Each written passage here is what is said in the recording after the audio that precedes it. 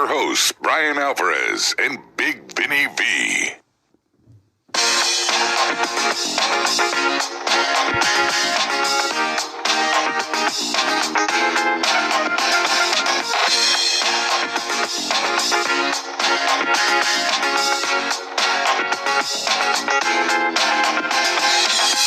Well, everybody, it is the Brian and Vinny Show here, March 31, 2020, figure4online.com/wrestlingobserver.com.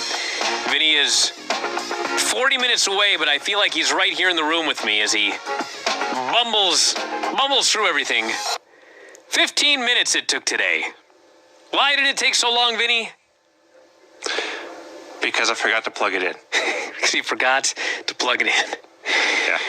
Well, now everyone, he is, in fact, plugged in. So I'm getting error messages on the, what is this, the tie line? Yes. The bridge it. Getting error message on that, trying to type them into the text message, and you're saying I've never seen that message before because it's never been unplugged before. Yeah, I figured it out. I asked a stupid question. You did. And I got a stupid answer, so... Frankly, we should share this with the world.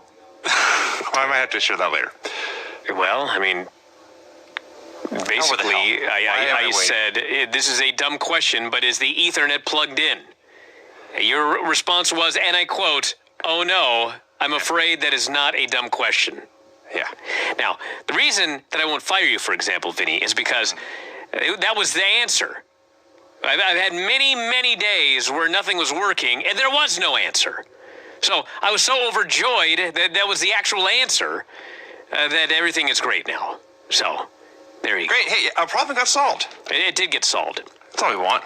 Now, we were trying to figure out what we should watch today because we are delaying the end of Retro Raw and Nitro from 19 years ago this week. I feel like we have explained this at least 100 times, and I still see questions every week about why we haven't finished Raw and Nitro yet. It's almost like people don't listen to the show. Explain it again, Brian, please. Well, I thought I made it abundantly clear for weeks. You did. But the fact of the matter is, everybody, we're going to have a party when we finish. Mm-hmm. And so I'm going to wear a suit. Vinny's going to wear an ill-fitting suit. Yeah. Craig's going to wear a suit, I presume. And Rob says he's going to wear a suit. Everybody's going to wear a suit on the last day. But we all need to be here for this last day.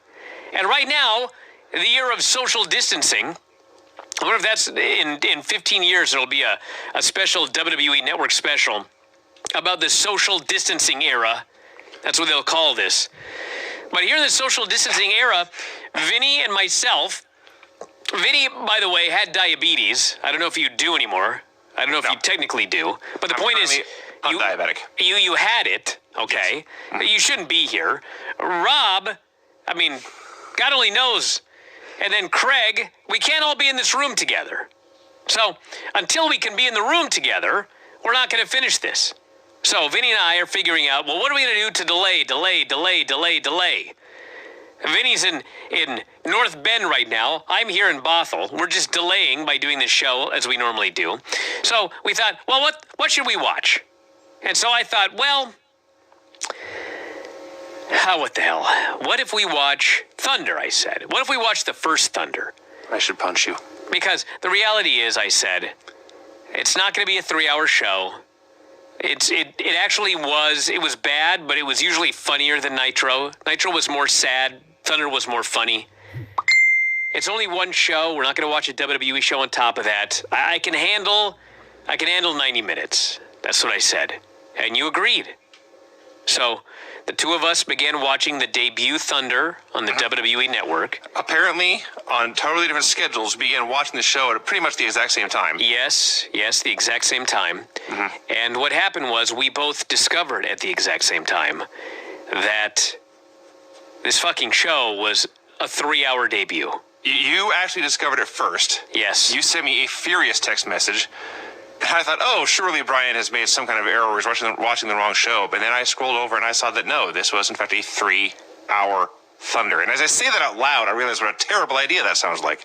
Well, what happened to me was that I was watching this, and I'm trying to figure out what it was. They had 85 recaps from Nitro. And for the first 20 minutes, I'm thinking, dude, It's a debut show. Why are there so many recaps? Like, can we get to the action? And eventually we got to the action. And I had to pause it for some reason. And when I paused it, I suddenly saw 2 hours and 18 minutes was the runtime. Yeah. And I thought, wait a second. What? Yeah. And it dawned on me that this was a special 3-hour premiere of Thunder. And we were both far enough in that if we just give it up and watch the second episode, we'd still be watching the same amount of Thunder. Yeah. So I was like, fuck, let's just get it over with. But my God, what a rib. A 3-hour Thunder debut. The wrestling gods pulled a great rib on you and I by fooling us into watching a 3-hour Thunder, which we did not sign up for when we started the show. No, and it sucked. Oh, it was a brutal 3 hours. And in fact, because I had not, I had made plans, and so I had planned to watch a 2-hour show. And I began watching a 2-hour show, and then I wasn't done yet, but I had to do some other stuff. So I came back. This actually did take me 3 hours to watch. Oh, Lord. I'd kill myself. It's not a terrible idea. So I would do this real quick before we move on. You mentioned the social distancing era and how they will make a special about this in 30 years. And I'm sure they will. But in their timeline, it won't have anything to do with world events or a virus. It will just be a brilliant Vince McMahon idea. Yes, he came up with a great idea in his Vince final McMahon years. decided if we eliminate the crowds and these annoying chants, the promos will sound better. Well, I mean, listen, if they want to tell that story, listen, if they'll keep doing this so they can tell that story in 10 years, I'm all for it. I'll even lie and say it's true. Yes. Just keep giving me these awesome promos. We will join in the work. Now, I will say, to start this Thunder show here, that before I knew that it was 3 hours, when I thought it was only going to be 90 minutes, I've been watching every single one of these AEW, WWE shows with no crowds. And when this show opened up, this is January 8, 1998. They're still on fire. Yeah. It's going to be a string of like 14 straight sellouts from here until like March. And these crowds are going crazy, and it's Bobby Heenan and Tony Schiavone and Lee Marshall. And I'm not going to lie, I was excited to watch this show. I thought, damn, fuck, it's going to be a fun hour and a half. If Evolves fails, like the crowd's hot, and Lee Marshall is here. I was proven wrong at the end. Yeah. So, we won't finish if we don't start. WCW Thunder, January 8th, 1998.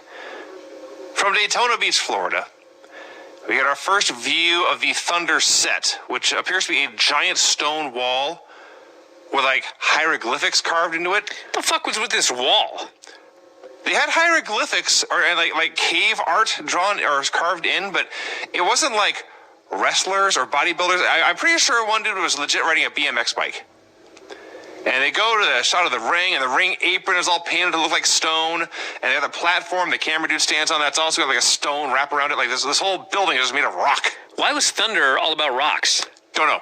And the best part is they've got the entranceway, and it's not like the open mouth of a cave, okay? It's an arch, like a cave arch, but there's a door made out of stone. Yeah, the part of the stone goes backwards away from the camera and it like splits in two. Yeah, it splits in two and it opens up, okay? Yeah. And it's not like they got, spent some money on this, so it's mechanized. They did not. There's two fucking guys that have to manually open the door for the wrestlers to come out and then manually close the door again. This is not really rocks. It's like cardboard.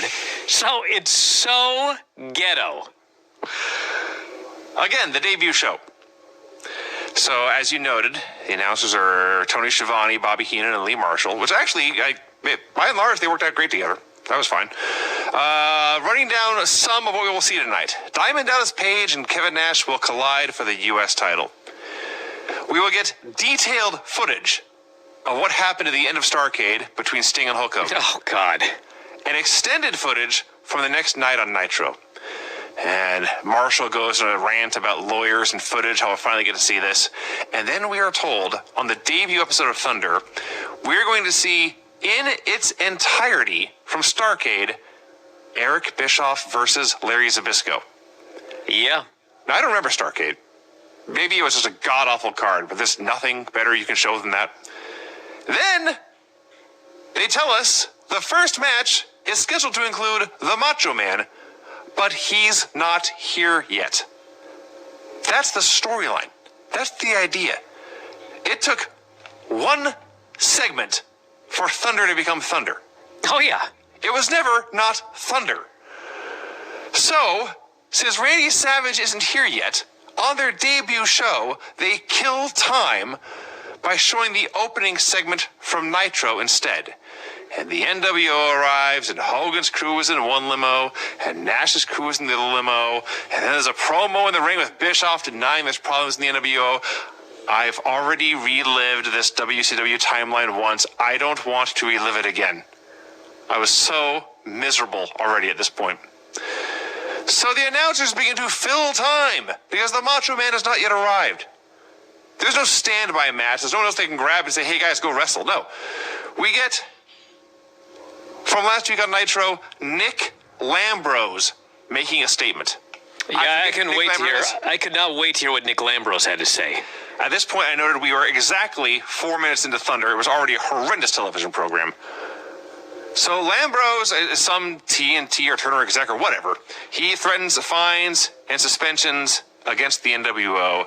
Nick Patrick is the first one to get suspended. Now, as if all these recaps and replays and, it's edited, so there'll be like the introductory segment and the ending sentence, and then they cut in the middle.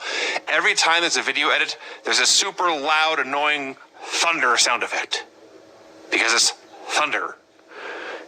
So, all that stuff happens. Now, there's a recap of the end of Nitro.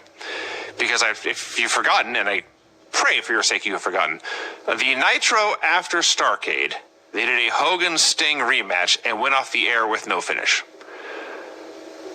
So, this came later. Am I just confused, or who the hell knows? So, I'm already lost, dude. I have no idea what the fuck is happening. They showed Lex Luger at some point pinning Randy Savage with a small package. Then Savage went after Luger with a chair. Bischoff tried to stop him. Yes. Savage hit Bischoff. Hogan tried to make peace. Nash leveled Savage. Hogan yelled at everybody. Good God almighty. I watched the show like 5 hours ago, and I've already forgotten all of it because it's so bewildering. Well, I will add two things, and that is that I did enjoy Kevin Nash playing the best role he's ever played, which is just being a bouncer. He should have just done that his whole career. Yeah. And the other thing that I thought was funny was the clips of J.J. Dillon suspending Nick Patrick, where he literally said, you are suspended until at least this Thursday. Because they may lift the suspension after they... So, by the way, pay attention, everybody, because this plays in later. J.J. Dillon is suspending Nick Patrick because there was a controversial finich at Starrcade, okay? Mm-hmm. Which I think you all know what that is, the alleged fast count, okay? Oh, we will discuss this in detail later. Yes.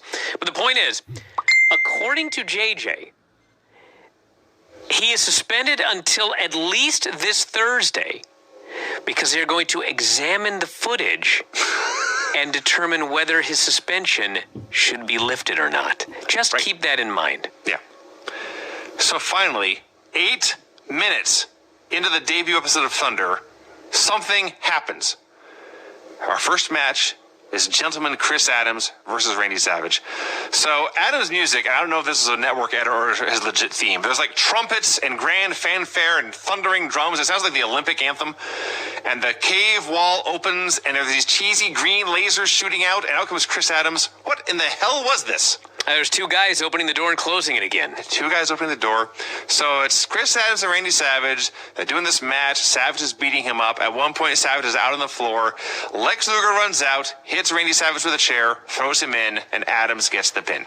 I realize this is an angle and everything like that, and I realize that when you're putting a show together, like all they were thinking about was the stuff with Randy Savage and Luger and everything like that, but I always look at, let's pretend this is real. You're fucking telling me that on the debut episode of WCW Thunder, their idea for an opening match was the Macho Man Randy Savage against Chris Adams? Sure, yeah. Dude. That's... So Luger waffles this guy with a chair. Chris Adams has no idea what's going on. He gets the pin. And J.J. Dillon comes out, and he's going to do something. And the announcers say, we'll figure out what he's going to say after the break. And they go to commercial, and they come back, and he's gone. Yeah, no JJ. What? Instead, we get a Hulk Hogan promo, but first, we get a Hulk Hogan entrance that, no joke, 2.5 minutes just to get his ass down to that ring. Which, by the way, I think was longer than the amount of time he spent actually talking. Probably. So Bischoff declares that Hogan will get his title back tonight. This is news to the announcers. I assumed it meant he would get a rematch, but Hogan promises there will be video evidence that shows he won the match against Sting. He declares he's going to get his way because he has the largest arms in the world. He's too big, he's too rich, and he's just too darn tan. That was his whole promo. I couldn't argue with anything he said here. I couldn't argue with the fact that he said we would see video footage that he should be champion. Well, Because, in fact, we did. we did. So at this point, we had seen a bunch of recaps, like a 3-minute match and one promo. This show is 19 minutes old, plus commercials. Did anyone ever watch Thunder? We have a commercial. Believe it or not, they did in large numbers. Stop. There were more people watching Thunder when the company went out of business than watched Raw on Monday. Well, touche. They have a commercial for WCW Saturday Night where Tony Schiavone brags, WCW has been in this time slot on TBS for 25 years and growing stronger. 3 years later, dead. Earlier than that, canceled. So they weren't growing that much stronger. Yeah. So Mike Tenay finally interviews J.J. Dillon about the Chris Adams, Randy Savage finish. Like 15, 20 minutes later in real time, J.J. reverses the decision on video review. Lex Luger hit Randy Savage with a chair. Therefore, Randy Savage wins by disqualification. Poor Chris Adams. Chris Adams did nothing wrong. All he did, And he just got screwed. all he did was try his best. He tried his best and he got the win. And he pinned the guy, but he is the loser. All I know is we are, I'm going to say this probably a lot tonight, we are one match into Thunder history, and they couldn't even get that right. We're already doing reverse finishes. And then Lex Luger comes out and points out, now you're paying attention? Now you're a man of action after the NWO has gotten away with murder for more than a year? Now you're reversing decisions? He says he, DDP, Sting, Giant, the rest of WCW, they will take this into their own hands. It's about time WCW gets together and takes matters into their own hands. Spoiler, they didn't. Where were you at Starrcade, he asks, when I got hit by a dog collar? Where were you on Nitro, when Chris Savage cracked my skull into the stairs? And then, yes, I'm taking things into my own hands.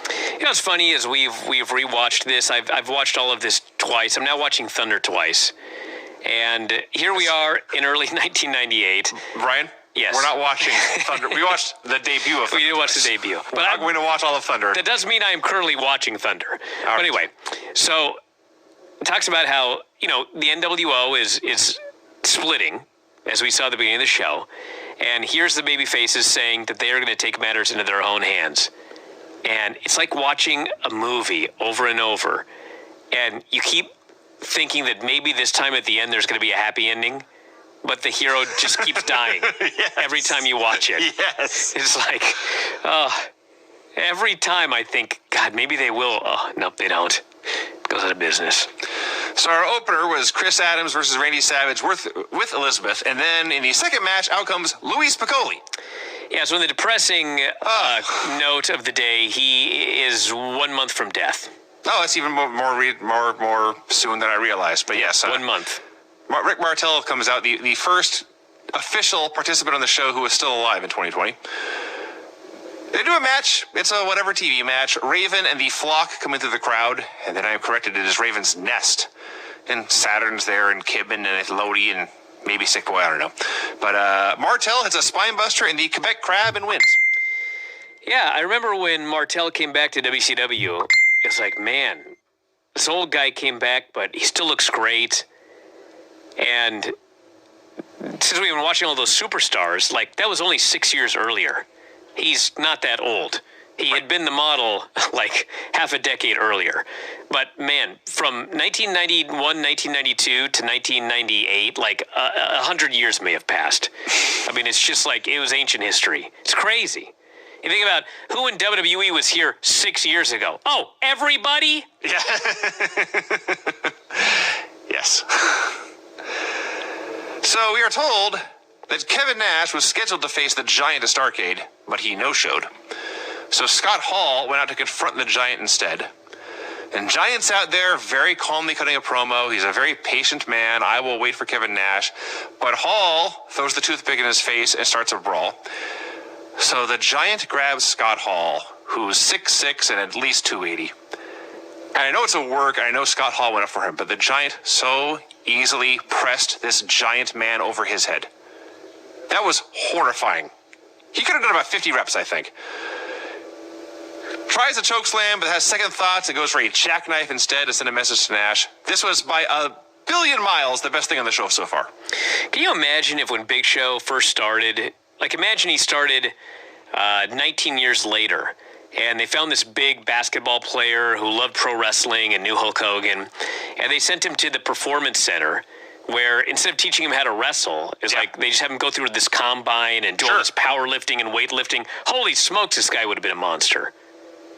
You know, He certainly wouldn't have been as big a star as he was doing the way he did it, but... Yeah, that is very true. So when we were discussing what to watch, some old New Japan came up. I'll sure be watching it at some point, but one of the cards we discussed had a lot of Hiroyoshi Tenzan on it. And I said his name wrong, I realized that, but who should come out here on Thunder but Hiroyoshi Tenzan? Yes. It's Tenzan versus Michiyoshi Ohara. They had a short little TV match. They brought around a bit. Tenzan hit the TTD and the diving headbutt for the win. And if you're keeping score at home, this counts as a win for the NWO.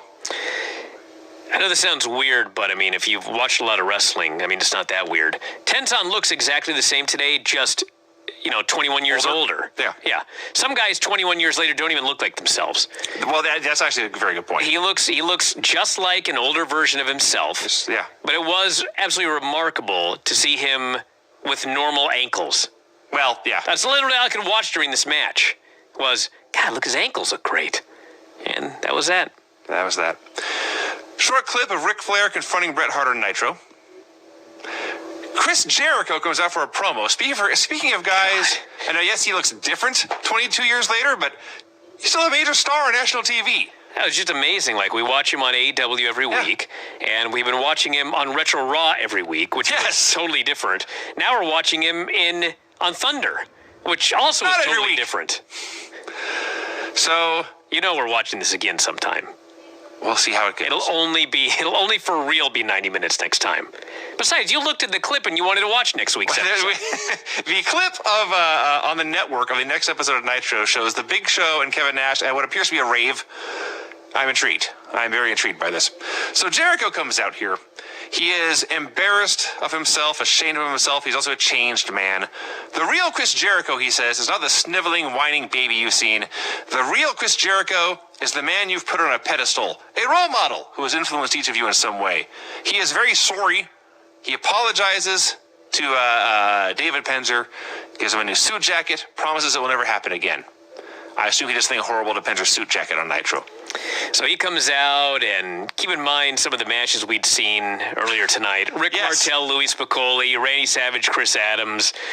I'm like, God, who are they going to trot out here for Jericho tonight? Fucking Ric Flair's music hits. Yes. I thought, David Flair, that's awfully early. But no, it was actually Rick. They did Chris Jericho versus Ric Flair. I was like, my God, a dream match. And quite frankly, it was a really good match. I mean, if they would have had 20 minutes on pay-per-view... It was a very good 5-minute match. Yeah, it would have been great, like, on pay-per-view, but... Sure. They got 5 minutes, and, 5 minutes with Ric Flair and Chris Jericho, it's impossible to have a bad match. Yes. It wasn't like the best match of the year or anything like that, but it was a lot of fun.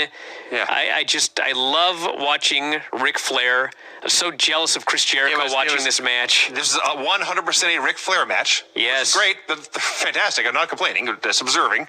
Jericho was just the warm body in with him that night, and probably happy to do so.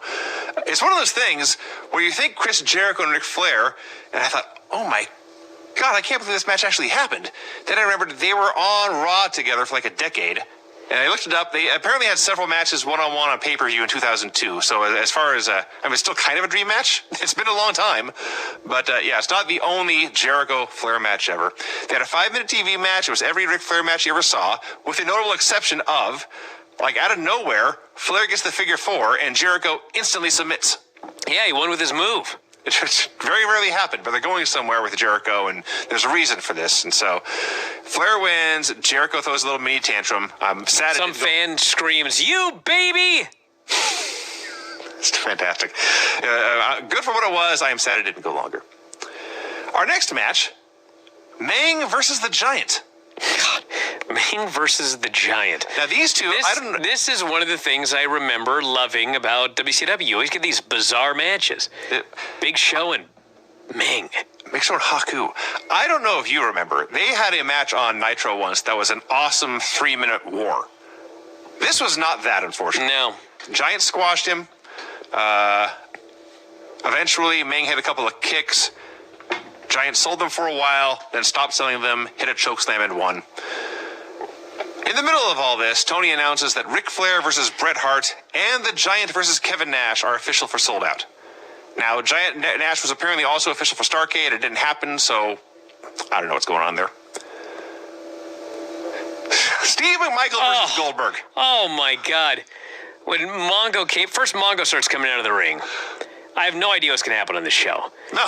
I'm like, oh, my God. I can't. This show was like new. I'd forgotten how horrible Mongo was. Then they hit Goldberg's music.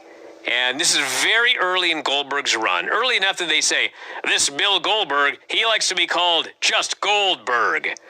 There's a point near the end here where Heenan says, I think he's still undefeated. Yes.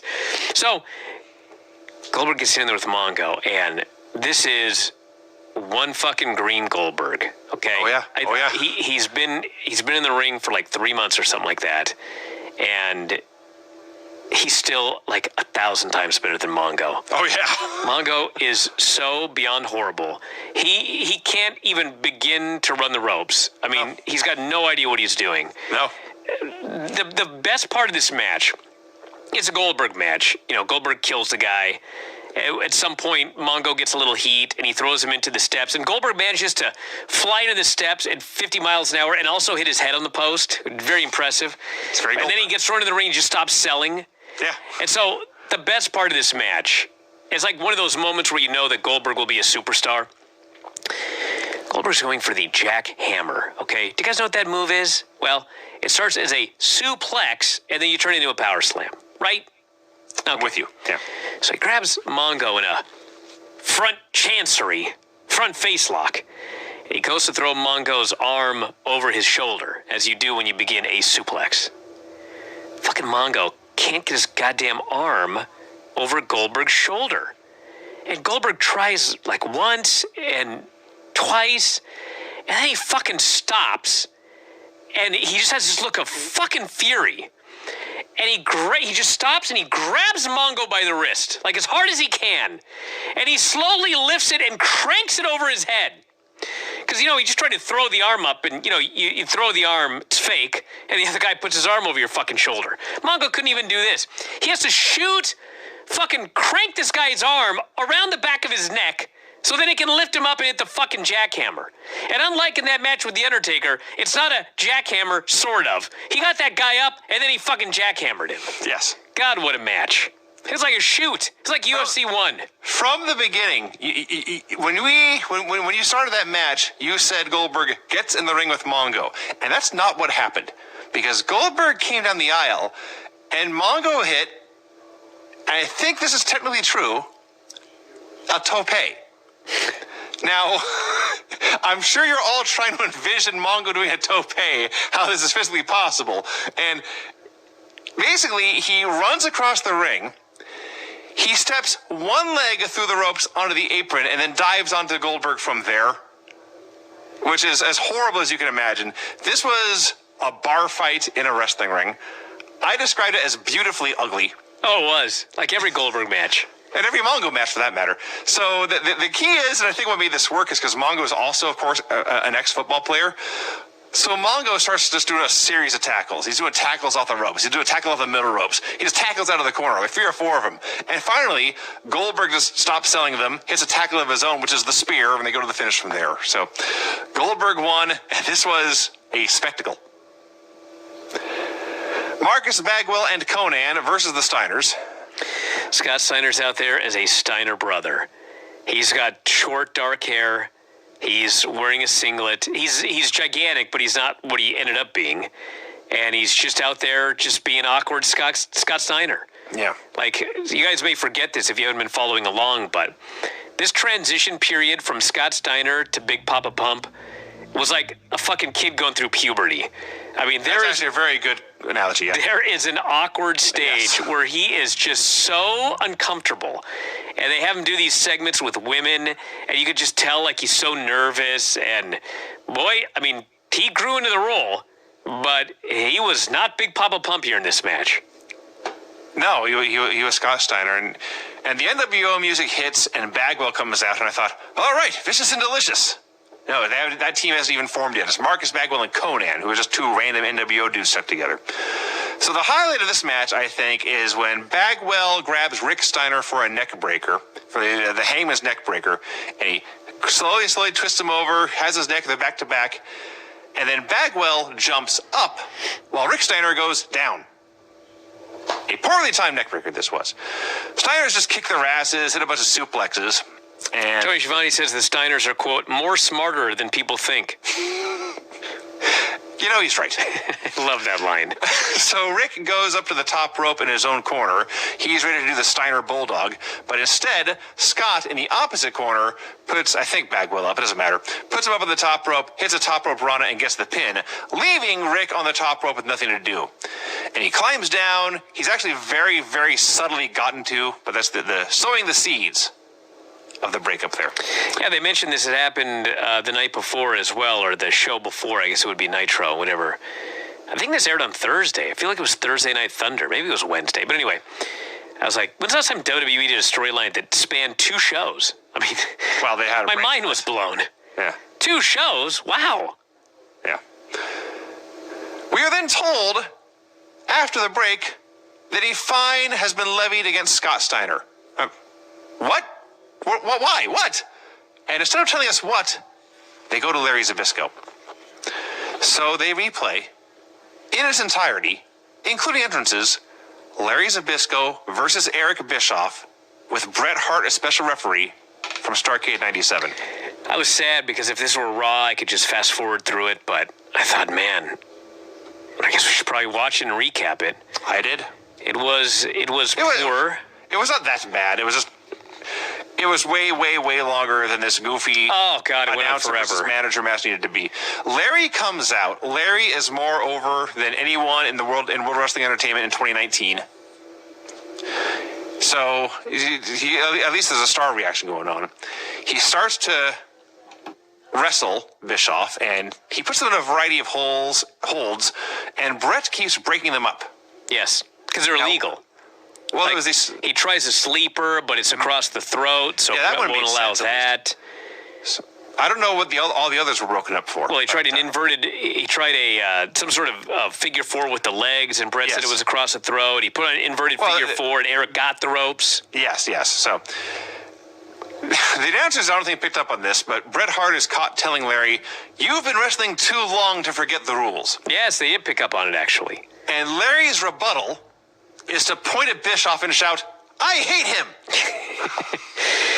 So finally, he goes for an illegal punch, and Brett stops him, which allows Eric Bischoff to hit a kick to the head. Yes. And he proceeds to beat him up with karate. Now listen, Eric's karate was not that bad.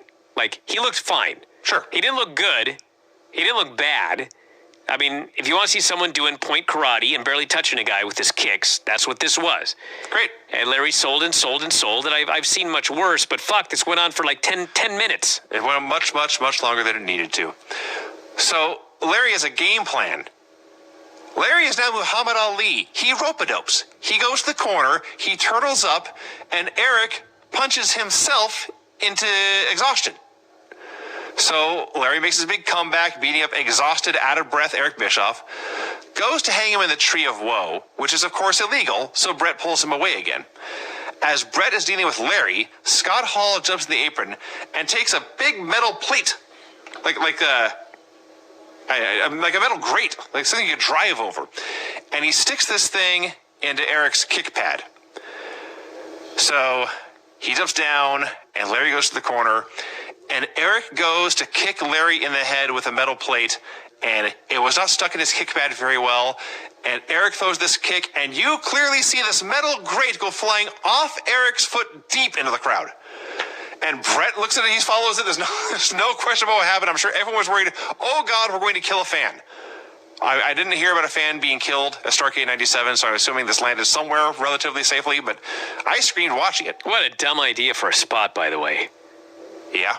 So Bischoff KOs him when he starts... I mean, it's a metal plate buried beneath an inch-thick rubber kick pad. Yes. So, whatever. So Bischoff is celebrating. He's telling Brett 7.5 and weekends off. Yes. He gets trying to buy him. Yes. And what happens is, I'm not making this up, Bret Hart then punches Eric Bischoff. The crowd goes crazy. Scott Hall hits the ring. Bret Hart beats him up. Bret puts Hall in the sharpshooter. And then he just raises Larry's hand. Well, Larry in the middle did try to strangle Eric Bischoff to death with a karate belt. But I mean, there was no count. There was no submission. There was no finish. No, there was no towel thrown in. Bret just ruled him the winner. Yes. That was weird. My notes here simply read, what just happened? I wrote, this was bizarre. This was WCW. I stand by that. I have no counter. Back on Thunder, finally, Mike Tenay interviews Larry. And hey, Larry got a hell of a promo here. It was excellent delivery, but he was absolutely completely full of shit. Of course. But hey, he's a pro wrestler. Of course. So he talks about, he's facing Scott Hall now at Sold Out. And he talks about their past. He didn't mention by name the AWA, but says he had known Hall forever. He took Hall to the crossroads of greatness, and Scott Hall took the easy way out. 10 years later, instead of being world champion, you have a first-class seat on the ship of fools heading straight to Larryland. I can wake up every morning, bench 405 pounds. He was very specific with that number. Go to the golf course, shoot a 73, and I can still rub your face from one post to the other. I've retired men that make you look like Mother Teresa. I have wrestled in front of the royalty in Japan, the President of the United States, the Emperors of Japan, to the Kings of Samoa, underneath the Southern Cross, while Scott Hall was sitting in some grade school picking his nose. I changed history in August of 1980, and as Sold Out, I'm going to change the New World Order for life. This was awesome. It was a very good promo, and Larry was very clever because, this is going to sound like a weird analogy, but way back in the day when folks did actual mail order, you tried your get-rich schemes through the mail. Sure. One of the tricks was, you never did an ad where you said, you can make $100,000 in 6 months with my program. What you would say is, you can make $98,563.22 in 6 months with my program. Because by being so specific, people fucking believed it. It sounds ridiculous, but this was basic human psychology. So if Larry would have said, I get up and go to the gym and I bench 400 pounds, it's like he's full of shit. But when he says, I benched 405 pounds, then it's like, fuck, that's pretty specific. He wouldn't make up a number like that. Yeah, why would he make up 405? It must be real. Strong motherfucker.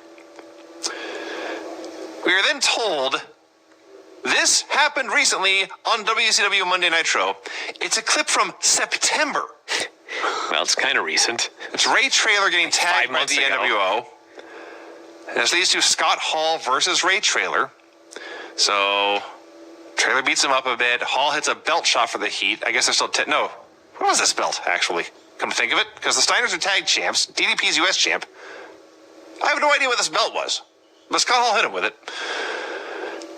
He can't finish Traylor off. He gets frustrated, goes to grab a chair. Larry comes out to confront him.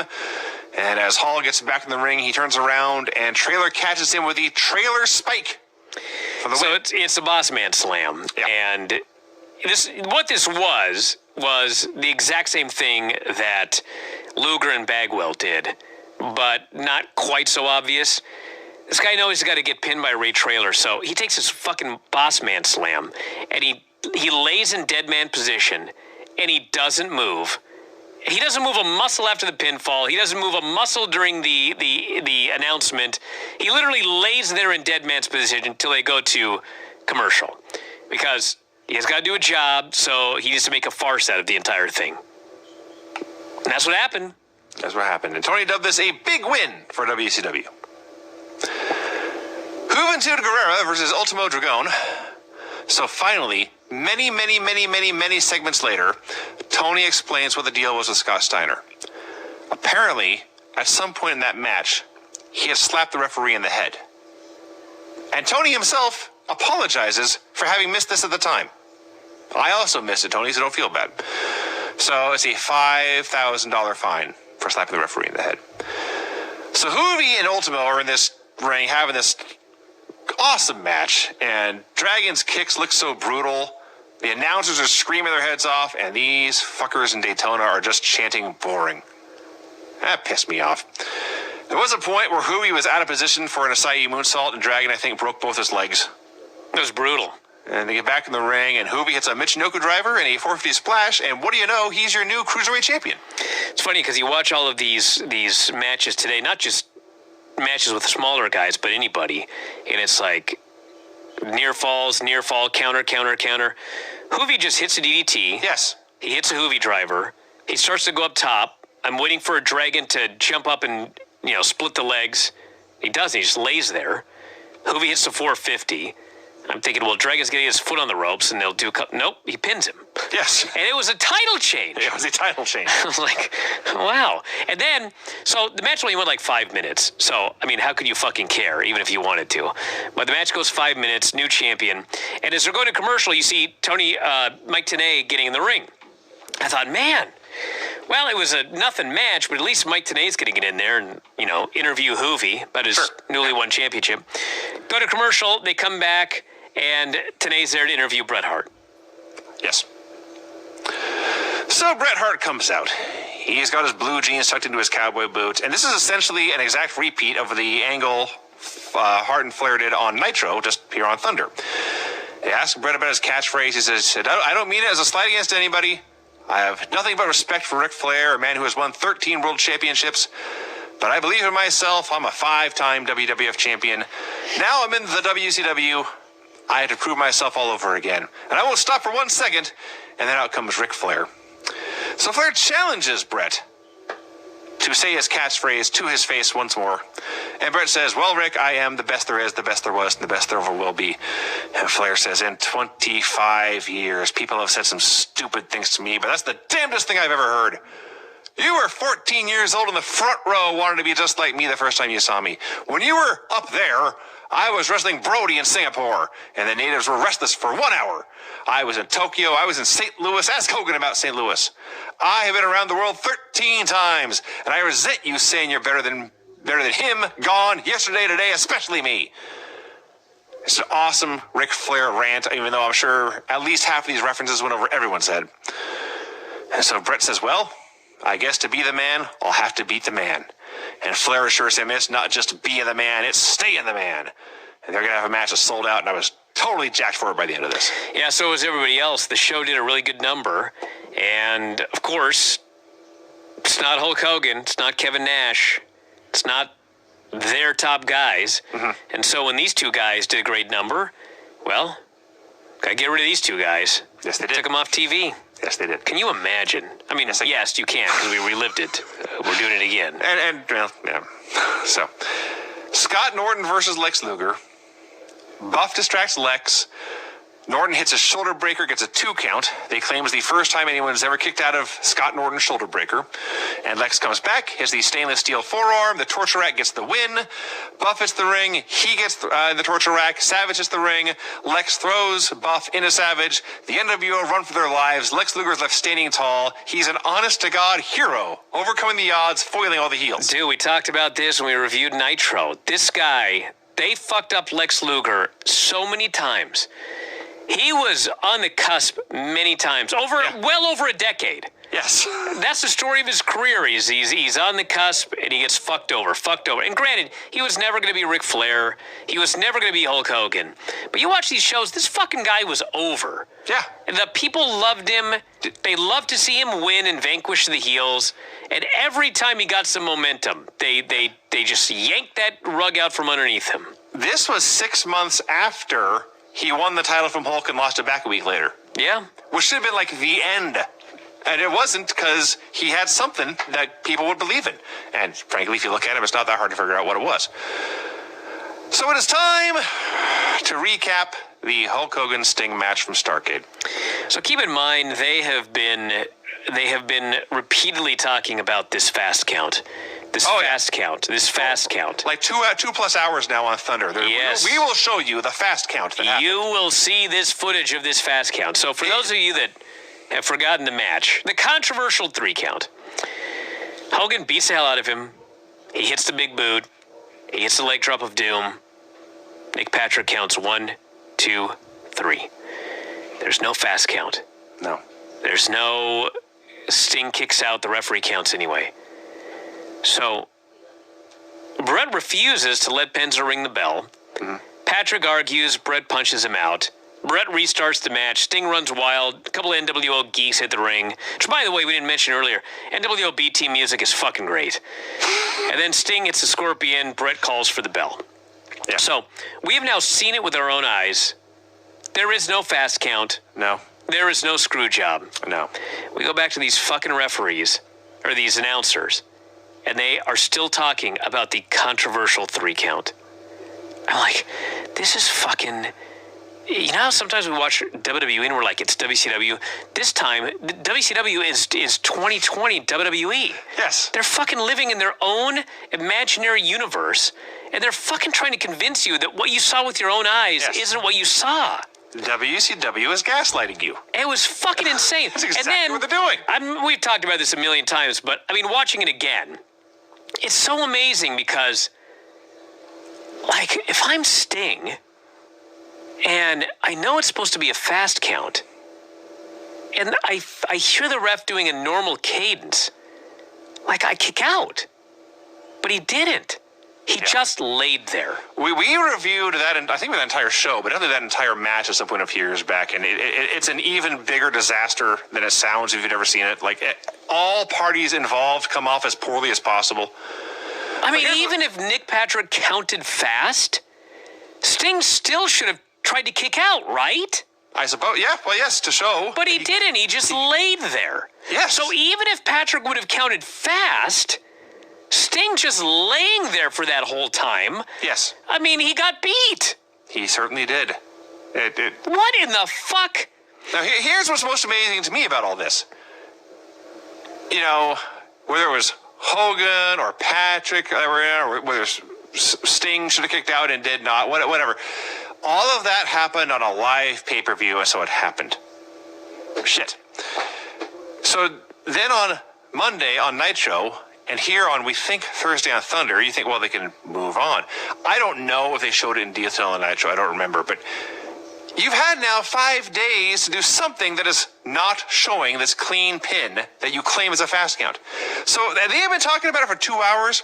I thought, well, maybe they'll speed up the footage to make it look like a fast count. Maybe they reshot it somewhere. They took Hogan, Sting, and Patrick to an empty studio and they'll do a close-up of a fast count. No, they just show a clean pin and tell me it's a fast count. You fucking liar. Okay, so it's worse, Vinny. As bad as all that is, okay? Shit happened, and let's just say that they decide, fuck, there's just no way to reshoot this. Speeding it up is just too hokey. Fuck it. It happened, okay? So then what? Well, what would I do the next night? I would book an immediate rematch. I would have a non-Nick Patrick, non-Bret Hart referee. I would do a match. I would have Sting fucking beat the shit out of this guy. Yes. And pin him clean in the middle of the ring. So there's like no controversy. Sting's your winner, okay? What do these fucking morons do? Well, the next night on Nitro, Yes. they do another match. There's a referee bump. Nick Patrick comes back in because the first ref is down. Sting rolls the guy, or gets rolled up. Hogan grabs the tights. Hogan pins Sting again. Yeah, another fair count. Yes. Now, granted, he had the tights, but still he pinned him again. Yes. But then, How the hell did this company last 3 more years? then the other ref who had been bumped, like Nick Patrick, I guess, got beat up or whatever. I don't even remember. It doesn't fucking matter. But Sting makes a comeback, puts the Scorpion on, and the other ref does the finish. But still, it's another disputed finish. Yes. Then, as we're going to get to here, I may as well get out here immediately. JJ comes out. He calls Hogan down to the ring. He calls Sting down to the ring. He says, it's been a stressful 10 days. A decision's been made. It's final and it's binding. The conclusion we have come to is that Sting, effective immediately, his title is being held up. The belt is vacant until we can come to some conclusion Yes. about what to do here. They fucking stripped him. This was their fucking... After shit went wrong, Yes. their fucking plan was to fuck it up even worse. Yes. every solution they had only made the problem worse. Like, the finish of Starrcade was legendary and it was bad enough, but the fucking follow-up was even worse. The disease was bad. The treatment was lethal. It was... we didn't even mention this. That thing they showed on Nitro, I don't know if it was intentional as a cliffhanger ending or if something went wrong, but Nitro went off the air before the finish of the Sting Hogan match. That's even better. Yeah. They decided to show it on Thunder. Having had 2 or 3 days to think about it, and showing it was so much worse than not showing it. It's just unbelievable how incompetent this crew is.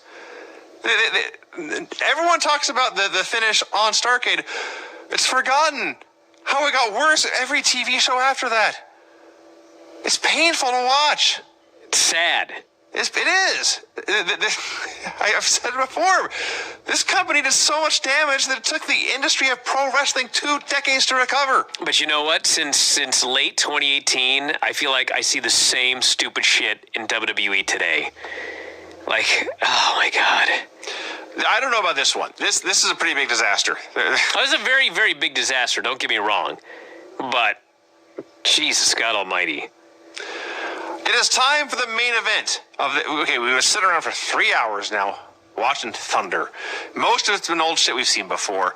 Most of the new shit, or at least a lot of the new shit, has been pretty bad. It's Diamond Dallas Page defending against the U.S. title against Kevin Nash. We get 10 minutes of Kevin Nash beating up Dallas Page in a very boring manner. And Page dodges like one clothesline. He just grabs Nash with a diamond cutter. He doesn't even hit it. He just grabs him, and Hulk Hogan punches him for the disqualification. Dude, on the debut episode of WCW Thunder, I immediately wondered if it was possible for me to throw my laptop through my wall. this was so fucking bad. And then Big Show lumbers down to the ring, who, by the way, like, was in great shape compared to the Big Show we're watching on fucking, Retro Raw. Retro Raw. 2 years later, 3 years later. He gets inside the ring. He goes face to face. All the announcers can talk about is, we're about to run out of time. Maybe we'll see some of this. This is the main event, everybody. The Big Show versus Kevin Nash. And they start brawling, and the show goes off the air. Now, this show fucking sucked. Oh, it did. It still was better than 1999 Nitro and a lot of the 2000 Nitros. Those were still fucking much worse than this. But even early 1998, this show fucking was awful. What a bad show. Yeah, I simply wrote, fuck this show, and I stand by that sentiment. So I think next week we're going to watch the debut SmackDown, right? I would rather not watch Thunder again next week. Well, let's watch the debut SmackDown. We'll see how that compares to the debut of Thunder. So a question for you and maybe for the listeners or whatever. There's apparently, I have no recollection of this. Apparently they did a pilot episode of SmackDown in like April of 98 or 99. And then the real first episode of that August is later that year. Those are both on the network. So Well, I think we should do the pilot. Do the pilot first. Yes. Well, Brian, this is not, it is a Tuesday night. It's a Retro Tuesday. This is not the Monday Night Wars, but if you have my music ready, I am prepared.